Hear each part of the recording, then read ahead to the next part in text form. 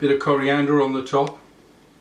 And there it is. Hello, No Bones Jones. We are going to cook authentic Nepalese and chickpea curry exactly as I cook it on my food stand.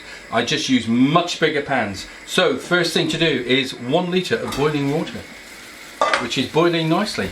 And now I have turmeric, cumin and coriander. I have 1.5 tablespoons of cumin, 1.5 of coriander, and half the amount, 50%.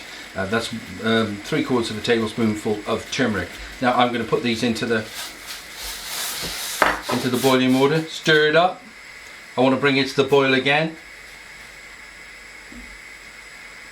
Here it comes. Now I've got 300 grams of red lentils, which I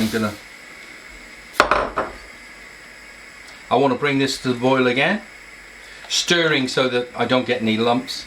I'm going to bring it up to the boil, and then I'm going to turn it down to a very low heat, and I'm going to simmer it. My lentils have been cooking for 10 minutes now, and they are absorbing the water beautifully. They've got this wonderful turmeric colour. I'm going to stir them and put the lid back on, and in 5 minutes they will be ready for the next step. Right, the next step is to put my mustard seeds into my hot oil. I've got 3 tablespoonfuls of oil here, and they start popping at 190 degrees, and that, if you could just smell the fragrance coming from that pan, it's quite wonderful. I'll just double check. 190, that's really great. So I've got 6 cloves of garlic, which I am gonna move around. Now the garlic is infusing into the hot oil and the mustard seeds. I don't want to burn it, so it's getting a bit brown, so I'm going to turn it onto the side. The heat is in this thick bottom pan, so I quite like to move it around. I'm going to take it off. I'm going to switch it around, and now I'm going to add it to my dal. And that is wonderful. If you ever get to an Indian restaurant and you see mustard seeds in the dal or in the curry, you'll know that they've been carrying out this infusion, and that the curry will be, or should be, delicious. Now I'm going to add my coconut milk. I'm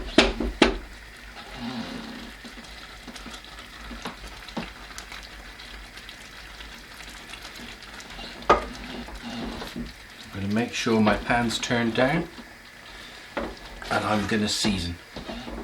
I've got salt and pepper here. It is becoming a beautiful colour. This is exactly as I would do it on the restaurant, on the festivals. So I'm going to quietly bring. Oh, this is really wonderful. Takes me back to a good music festival. All I need is a great band playing on the stage behind me, and I would be at Glastonbury. And I'm going to now add half a teaspoonful of cayenne pepper. You could add more,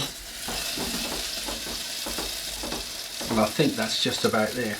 I'm going to rest that for a few minutes and taste it, make sure it's all balanced. The next step is to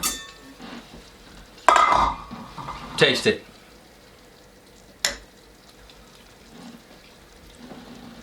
Oh, it's really good.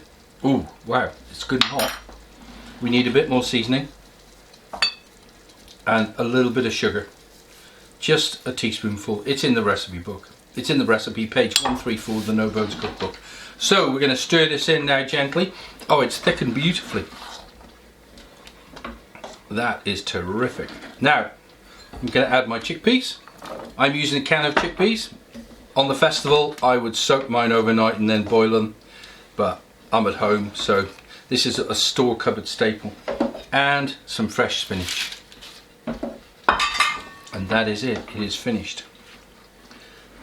So here we have it. This is the authentic Nepalese dal, No Bones Jones style.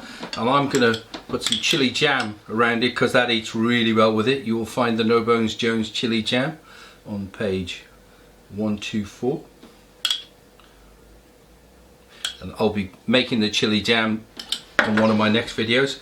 Bit of coriander on the top, and there it is. And that is a delicious bowl of vegan unctuousness, and it's all out of store cupboard staples. So I'm going to try it because I always like to try these things. Bit of chili jam. It's delicious. It really is a fantastic dish. Anyway, happy cooking.